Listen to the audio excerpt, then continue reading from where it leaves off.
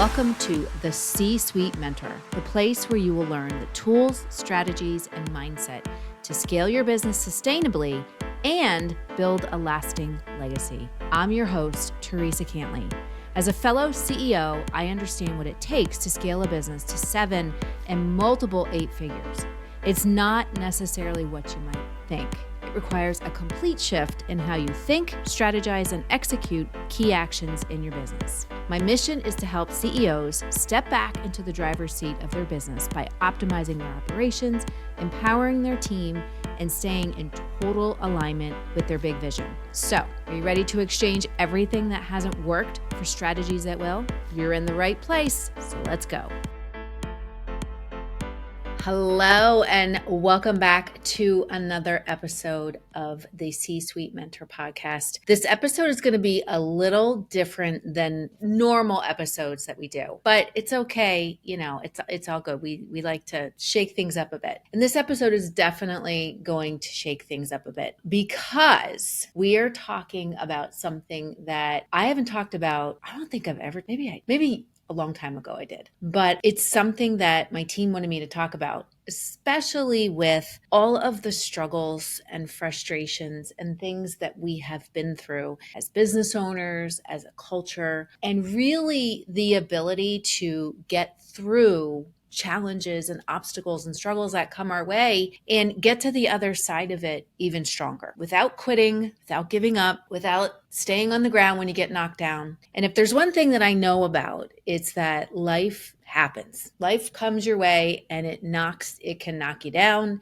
It can deliver a bunch of punches, but you have the ability to get back up. But there's also another piece to it that really gives you that ability to continue to get back up time and time and time again. And that's what we're going to talk about today. So years and years ago, I shouldn't say years and years, listen to me. If you know my story, I studied martial arts, I studied taekwondo, I studied jujitsu, and I studied hapkido for between 16 and 17 years, closer to 17. And when I was studying martial arts, you got knocked down a lot because we had to spar. We had to learn how to fight, which is really crazy because I cannot hurt a fly. And that was the hardest thing for me, is learning how to spar. There were things that we did. We did forms, which are like patterns of movement, almost like a dance. We did weapons, the long bow. We did nunchucks. We did throws, which is like grappling, or like if somebody comes up behind you and you grab their hand, you can flip them. And I was really good at all of that. And the thing that I struggled with the most was the fighting piece, the sparring piece. And when I originally started martial arts, I started in sport taekwondo, which is heavy fighting.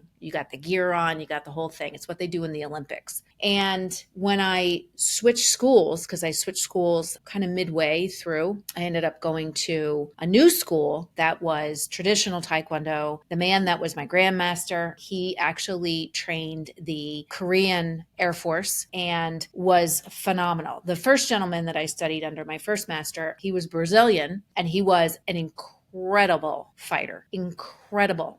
And this new gentleman, Korean, trained the Korean military, was extremely traditional and extremely hard. And when I went from one school to the other, again, sparring was always that thing that I feared it. Every time we had to spar, I would get all choked up and I was like, I don't want to do this. And when I switched schools and went from sport taekwondo to traditional taekwondo, it was a completely different, like 2 different things. And what made it even harder was I came into the school as a 2nd degree black belt. And they normally don't do that. Normally when you switch schools, you have to start from the beginning. But my grandmaster actually knew the original gentleman that I studied with. So he said, we'll bring you in. And the first day I was there at this school, I had to spar and do all these crazy jumping kicks that I had never done before with these higher black belts. And let me tell you, I got my butt kicked completely. But what it taught me after that day, because I remember coming home and telling my husband, I was crying and I sat in the bathtub because I was so sore from all this fighting and doing things that I had never done before and getting knocked down and having to get back up. And I didn't want them to see me cry. I didn't want them to see me like get upset or frustrated. And I kept coming back I kept getting back up. And what it taught me is the ability to be resilient even in the face of fear. And I've carried that lesson through to where I am today. And the thing that happened in that school, one of the last things that happened before I actually I ended up retiring from taekwondo, but I was testing for my third degree. And remember, I had to, I was coming in as a second degree black belt. I had to really prove myself and really stand strong in who I was, not physically, but mentally. And that was the thing that my grandmaster, and his name was Grandmaster Kwan Nim, what he had said to me is that it doesn't matter about the external stuff, Theresa. What matters is who you become through this whole process, through the challenges, through the obstacles, through getting beat up, through getting,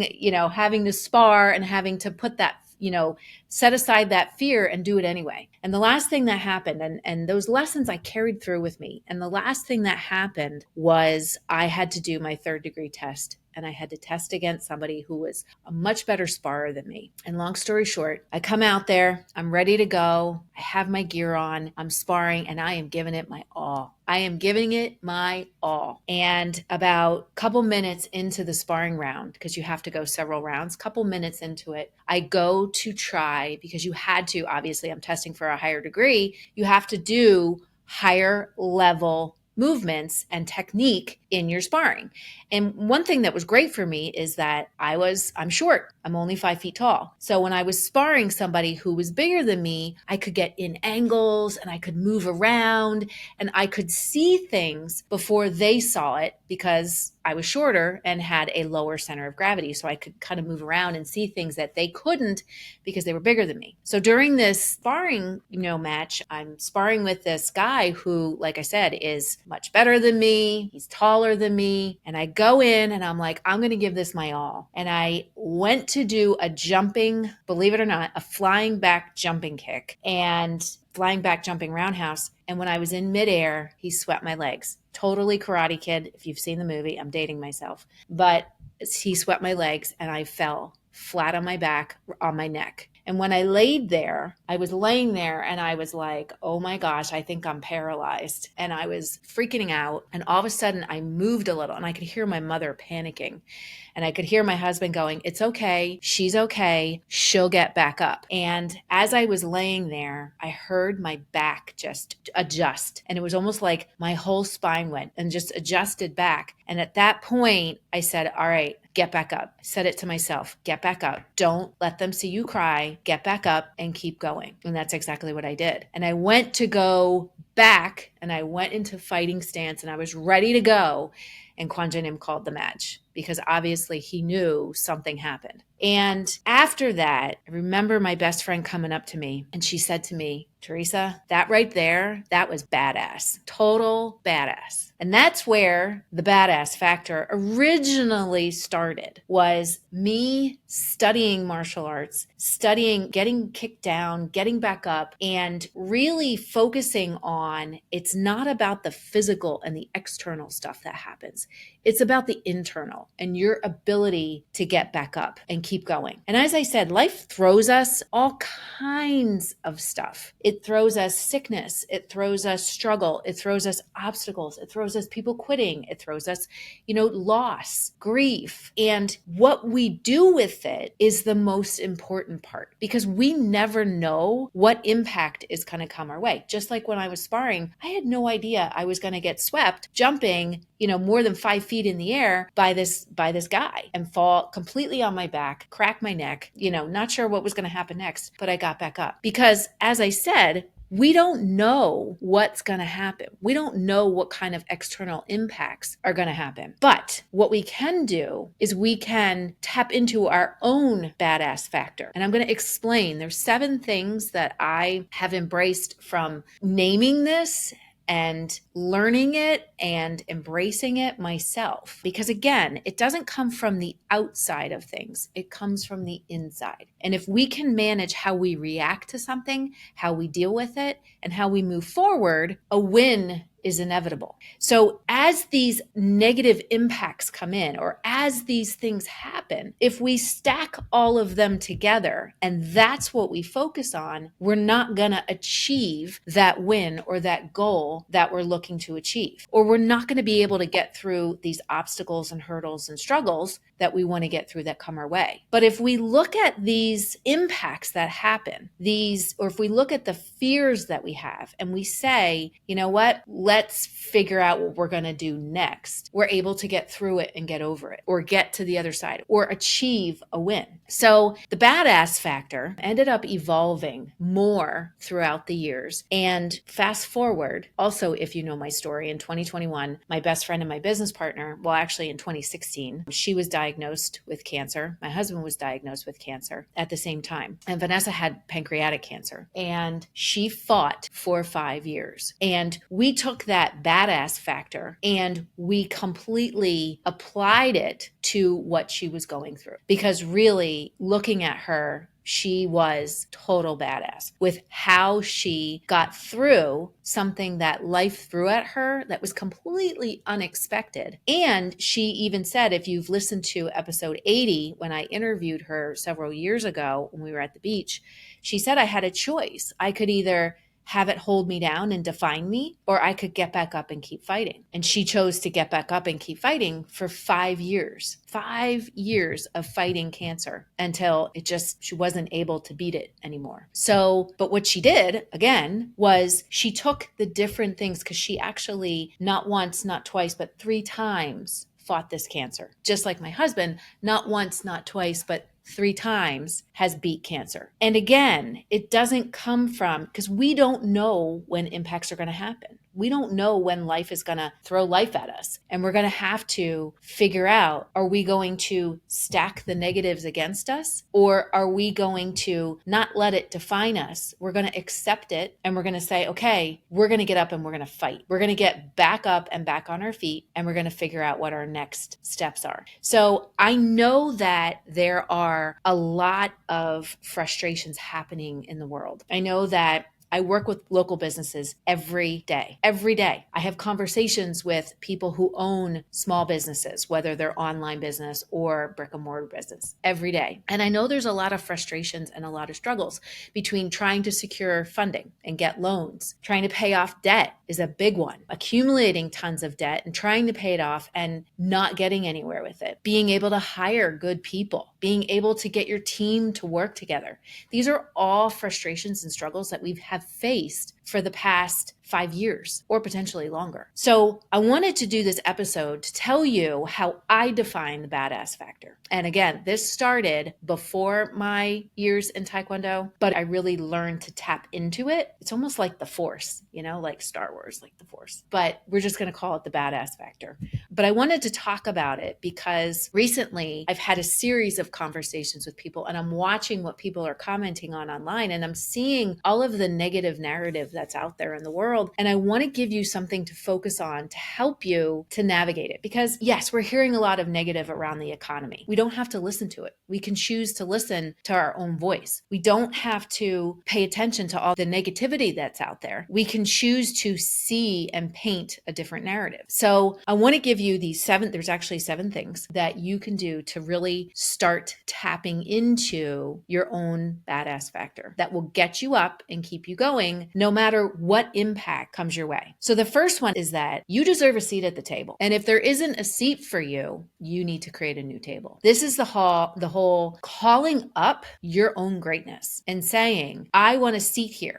I'm looking to break into this opportunity. And if it's not happening time and time and time again, maybe it's not your opportunity. Maybe it's not something that's for you. So guess what? You need to build your own table. I'm reading a book called Protect Your Peace, and he talks about, so often we want to get on everybody else's platform. Well, you know what? If you're being rejected from getting on other people's platform, build your own platform. Start your own platform. So with this is, you deserve a seat at the table. You deserve to be that successful business owner, that amazing leader with an amazing team. So, or being accepted into certain groups or having certain opportunities. But if it's not working and you're not breaking through, build your own table, build your own door for opportunity, build your own platform, whatever that looks like. You can call up your own greatness, the greatness that you've been called to do since you started your business, since you followed your dream. So that's number one with the badass factor. Number two is know who you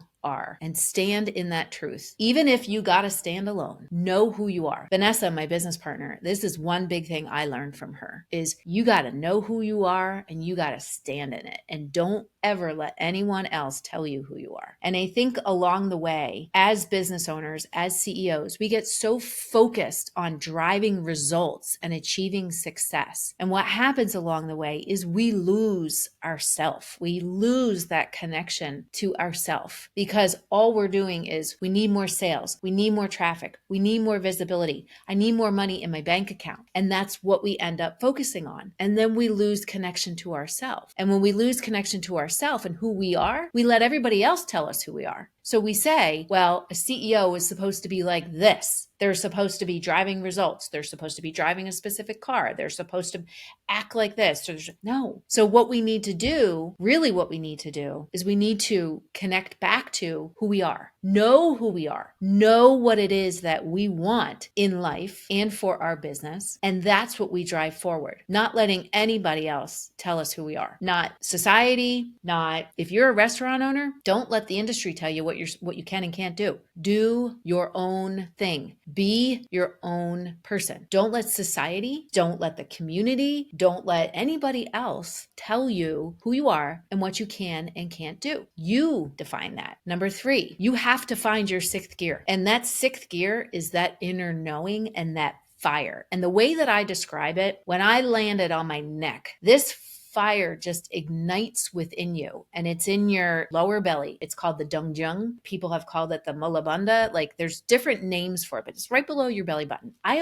That sixth gear, when something fires me up, or when I get knocked down, or when I get delivered bad news, or when something happens, when someone tells me you can't do that, there is something that lights in me that says, you're wrong. Yes, I can. Yes. And tells me, get back up, Theresa. When we found out my husband had cancer, I remember standing in the doctor's office, and I remember walking out, and it just felt so cold. Like everything just felt so cold. And it was like, oh my gosh, Vanessa was just diagnosed. Now Dennis. And like, you feel like you have a pit in your stomach. And then all of a sudden, something like clicks, and it just kicks in like in your gut that says, get back up and keep going. Don't give up. You can't give up. You have to keep going. And that sixth gear kicks back in. I've had people tell me, when I first started my business, I had someone tell me, you can't do that because you can't launch a motivation program. You can't be a business consultant. You can't launch this program because you're not big enough yet. You don't have enough followers. You're going to be competing with the big guys. So why don't you start with something small? That's what I was told in the beginning. And you know what? I listened to them until that sixth gear kicked in, until that badass factor kicked in that said, wait a minute, I can too launch this because I have a PhD in experience. I have a PhD in real life results. So I can do this. And that's what you have to tap into. Number four, use your voice to fight for what's right. And if you're hushed, talk louder. And this is a big one. This happened to me this past year. 2023 was a very difficult year for me. Very difficult professionally, personally. There was just a lot of stuff that happened. I had stuff happen with my team. I had stuff happen with my business. I had stuff happen with clients. And it was just kind of getting hit from all different angles. And at so many times, I was in a program, I was in a high-level mastermind program. And I think that was the catapult that kind of sent me backwards, where I was being hushed. I was using my voice to speak my mind and say what I needed to say, to give insight, to give learnings, to give help to other people. And I was hushed until I started to yell louder and stand up and say, no, this isn't right. This is what you need to do. This is what I believe is true. You can focus on all of these things, but this is what you really need to do to achieve success. And and people were trying to hush me again. And I was like, no, I'm going to say what I got to say. You're not going to fit me into a box because I got curves. and I'm going to say what I'm going to say. So use your voice for what's right. Vanessa, my business partner, she was on a school board and she believed in this wholeheartedly. And she had a way to, like, when somebody was arguing with her,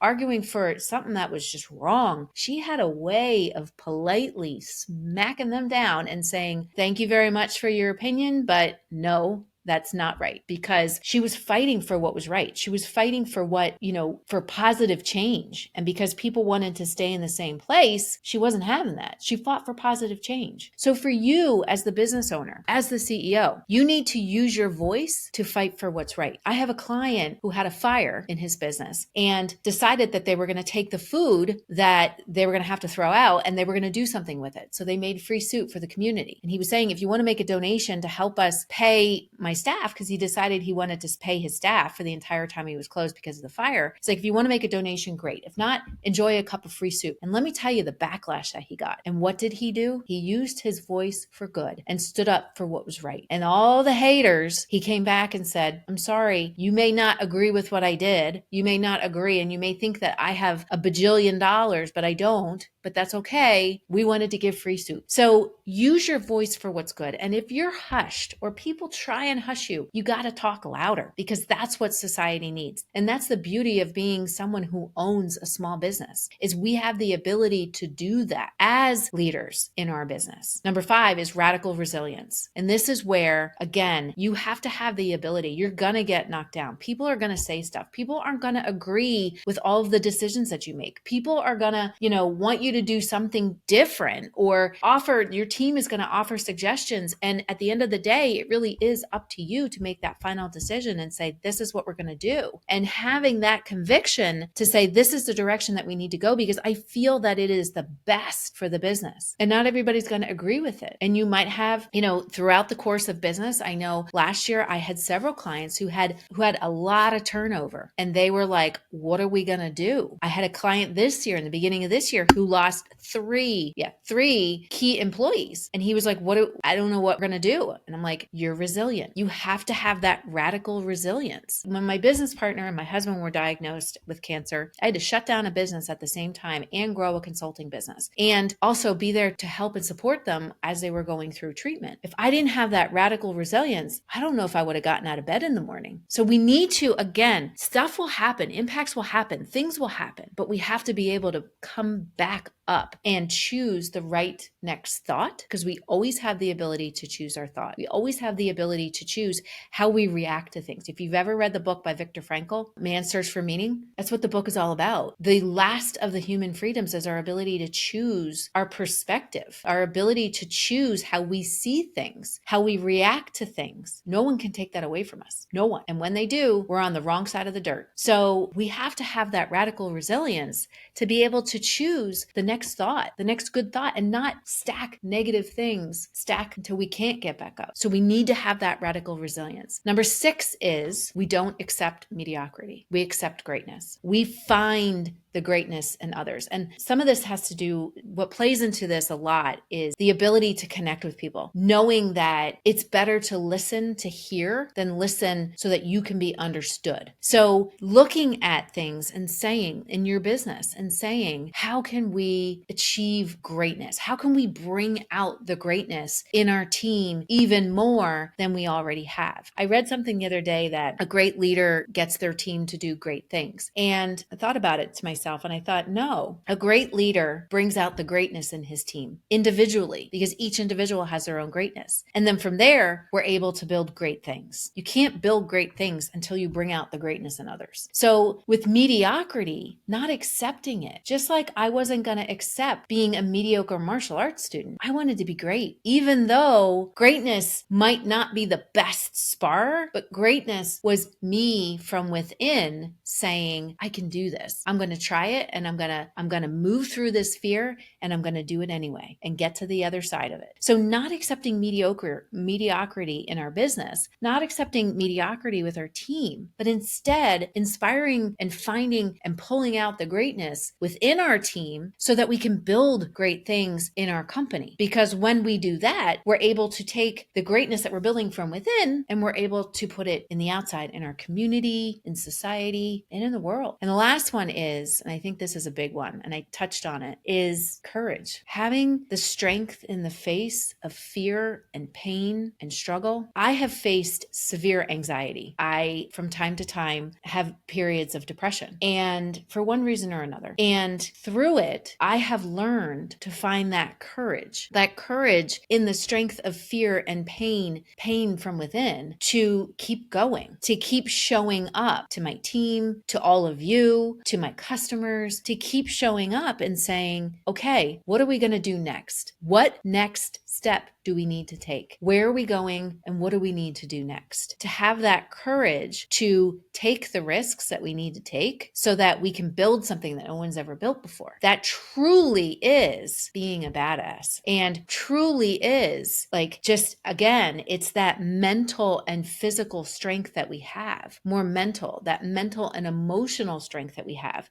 that in the face of fear, we don't say no. You know, when we are like gonna launch a new program, maybe we're gonna franchise our business, having the courage to say, I'm gonna do this. I don't know how we're gonna do it. I don't even know if it's gonna work out, but we're gonna try it. We're gonna do it. We're gonna go all in and we're gonna do it. And if it doesn't work, it's okay, because we'll find another way. We'll find another way to do it. And if it still doesn't work, maybe it's not the right opportunity for us, but we'll build another opportunity. And that's courage. And all of these things together form your badass factor, or what I define as a badass factor. So I encourage you, with everything that's going on and really learning how to embody being a CEO, an aware CEO, someone who knows who they are, someone who is connected to who they are. They know who they are. Someone who wants to have their team to call out the greatness and have them, or call up the greatness and have them rise up so that you can build great things together. So I encourage you to define what the badass factor is for you. When Vanessa died, or right before she died, she had a bracelet. Her daughter-in-law made her a bracelet that said badass on it to remind her that's who she was. So again, I encourage you to define this for yourself. I encourage you to say, I'm not like everybody else. I am uniquely me, and I have my own badass factor. And when we do that, we can connect back to who we are. We can become aware leaders, which is what this world needs. So I hoped you liked this episode. Like I said, it was something I haven't talked about in forever. And it came up a couple times in some content that we were creating. And my assistant actually asked me, she said, I think you really should talk about this because I think it's cool. And I think people could really resonate. So I hope this helped you as we're going into this next quarter in 2024. And things are just going to be challenging this year. So hopefully these episodes and these messages, and I'm sliding off my chair, help you to continue to find your badass factor from within so that you can change the world inside your business. So hopefully we can change the world outside of your business. So until next week, have a great rest of your week, and I will see you soon. Take care. Hey there. Thank you so much for listening. If you found value on this show, please follow the podcast so you never, ever miss an episode. And I would love, love, love if you would leave a review on Apple Podcasts or Spotify for me. Even better, share the show with a fellow business owner ready to step fully into their CEO leadership role. Because right now, more than ever, the world really needs next level leaders. And by the way, did you know you can text me all your questions and get real-time feedback? You absolutely can. Just text the word CEO to me at 610-215-2838 to get connected. One last goodie for you before I go. If you're ready to scale your business and have a co-creator working right by your side, my C-Suite Mentor Program may be perfect for you and your possible new second in command. Just visit thecsuitementor.com to get started.